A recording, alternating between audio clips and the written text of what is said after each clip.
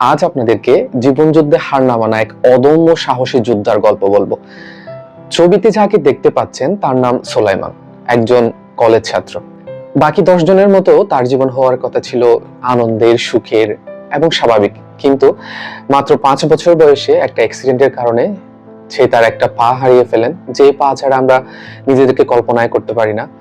আর পা হারানোর মাত্র 1 বছর পরে সুলাইমান হারিয়ে ফেলেন তার জন্মদাত্রী মমতাময়ী মাকে। তবুও পরিস্থিতি সুলাইমানকে দমাতে পারেনি। এক পা হারানো সুলাইমান এই নিষ্ঠুর পৃথিবীতে নিজের মতো করে মাথা উঁচু করে স্বনির্ভর হতে চেয়েছে, বাঁচতে চেয়েছে সমাজের বাকি 10 জনের মতো। কেউ যাতে তাকে এক পা হারানোর জন্য অন্য চোখে না দেখে বা ছোট করে না দেখে, সেটার জন্য সে সবসময়ই চেয়েছে স্বনির্ভর হওয়ার জন্য। তার বড় ভাই তাকে সবসময় একটা কথা বলতো। তার বড় ভাই তাকে বলেছিল, কারো কাছে কোনোভাবে হাত না পাততে, কারো কাছে মাথা নিচু না করতে, সবসময় নিজের মাথা উঁচু করে বাঁচতে। তো সুলাইমান তার বড় ভাইয়ের কাছ থেকে শিক্ষা নিয়ে সবসময় চেয়েছে সমাজে বাকি 10 জনের মতো মাথা উঁচু করে বাঁচতে, সমাজে তার একটা নিজস্ব জায়গা তৈরি করতে। তো এই নিষ্ঠুর পৃথিবীতে এক পা হারানো সুলাইমানের শুরু হলো নতুন ভাবে বাঁচার লড়াই, যে লড়াইটা আমি আপনি কখনোই কল্পনা করতে পারবো না। কিন্তু এক পা হারানো সুলাইমান সেই স্বপ্নকে বাস্তবায়ন করতে যাচ্ছে, সেই স্বপ্নকে বাস্তব রূপ দিয়েছে। সেই লক্ষ্যে সুলাইমান ঢাকায় এসে ফুড পান্ডাতে ডেলিভারি বয় হিসেবে যোগদান করেন। এই জন্য এক জীবনযুদ্ধে হার না মানা এক অদম্য সৈনিক।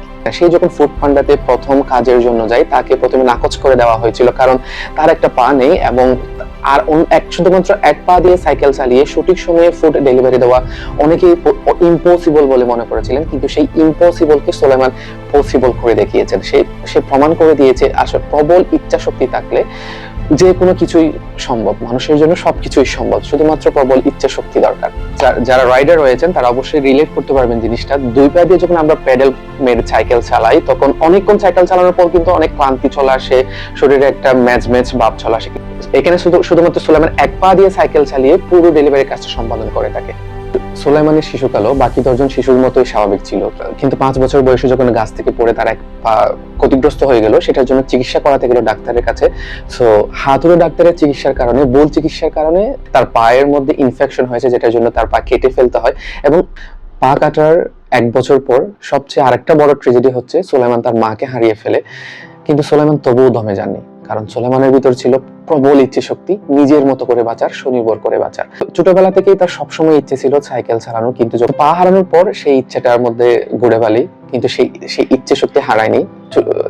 তার চারপাশের বাচ্চারা যখন সাইকেল চালাতো, সে তখন তাদেরকে বলতো সাইকেলটা চালাতে দিতে, কিন্তু বাচ্চারা মজার চলে তাকে দিত। তারা মনে করতো এক পা দিয়ে সাইকেল সে কিভাবে চালাবে। সেই থেকেই শুরু হলো সুলাইমান এক পা দিয়ে সাইকেল চালানোর প্র্যাকটিস করতে করতে তার পুরো সাইক্লিং প্রসেসটা আয়ত্ত করতে পুরো 10 বছর লেগে গিয়েছে। এখন সুলাইমান এমন ভাবে সাইকেল চালায়, অনেক রাইডাররাও বলে যে সুলাইমান তাদের থেকে অনেক বেশি স্পিডে সাইকেল চালাতে পারে। এটা পসিবল হচ্ছে শুধুমাত্র তার প্রবল ইচ্ছা শক্তির জন্য, প্রবল প্র্যাকটিসের জন্য। ইচ্ছা শক্তি থাকলে আসলে মানুষ অনেক কিছু জয় করে ফেলতে পারে, অসম্ভবকে সাধন করে ফেলতে পারে, অসম্ভবকে সম্ভব করে ফেলতে পারে। তার প্রবল এবং বাস্তব উদাহরণ হচ্ছে আমাদের সুলাইমান। সুলাইমান এখন অনার্স 2য় বর্ষের ছাত্র। এখন সুলাইমান যখন ঢাকার ব্যস্ততম রাস্তায় এক পা দিয়ে সাইক্লিং করে বিভিন্ন জায়গায় ফুড ডেলিভারি দেয়, তখন সে সবার মনে একটাই প্রশ্নের জাগিয়ে তোলে, সেটা হচ্ছে যদি সুলাইমান পারে তাহলে আমরা কেন পারবো না? জীবনযুদ্ধে যদি সুলাইমান নিজের মতো করে বাঁচে, সেটা হোক অল্প আয়, কিন্তু সে নিজের টাকায় নিজের ভরণ পোষণ দিচ্ছে, সেখানে আমরা কেন পারবো না? সেখানে আমরা সুলাইমানের থেকে মাশাআল্লাহ আলহামদুলিল্লাহ অনেক বেশি সুস্থ হওয়ার পরেও কেন আমরা পারবো না? তো সুলাইমান আমাদের সমাজের সবার চোখে আঙুল দিয়ে দেখিয়ে দিয়েছে, ইচ্ছা শক্তি প্রবল থাকলে কোনো কিছুই বাধা হতে পারে না আপনার লক্ষ্যে পৌঁছাতে। সুলাইমানের এখন জীবনে একটাই লক্ষ্য, সে নিজের মতো করে বাঁচতে চায়, সে নিজের মতো করে স্বনির্ভর হতে চায়, নিজে টাকা উপার্জন করে সমাজে একটা নিজের জায়গা তৈরি করতে চায়। সুলাইমানকে দেখে আমি অবাক হয়ে আবার মুগ্ধ হয়ে ভাবি, জীবন যুদ্ধে মানুষ কত সংগ্রাম করে, অথচ আমরা সবকিছু টাকার পরেও কত অভিযোগ আর কত অজুহাত খুঁজি। জীবন সত্যিই সুন্দর যদি আপনি হার না মানে। সে চায় হচ্ছে আমাকে বাকিরা আলাদাভাবে না দেখুক, আমাকে সব বাকি 10 জনের মতো দেখুক, এরকম চিন্তা ভাবনা সবার মধ্যে আসে না। সো আমাদের সুলাইমানদের মতো মানুষ যদি আমাদের সমাজে আস্তে আস্তে তৈরি হয়, সুলাইমানদের মতো মন মানসিকতার মানুষ যদি আমাদের সমাজে বাকি সবার ক্ষেত্রে হয়, তাহলে আমাদের সমাজটা কিন্তু অনেক বেশি সুন্দর হয়ে যাবে, আমাদের সমাজ এগিয়ে যাবে, আমাদের দেশ এগিয়ে যাবে।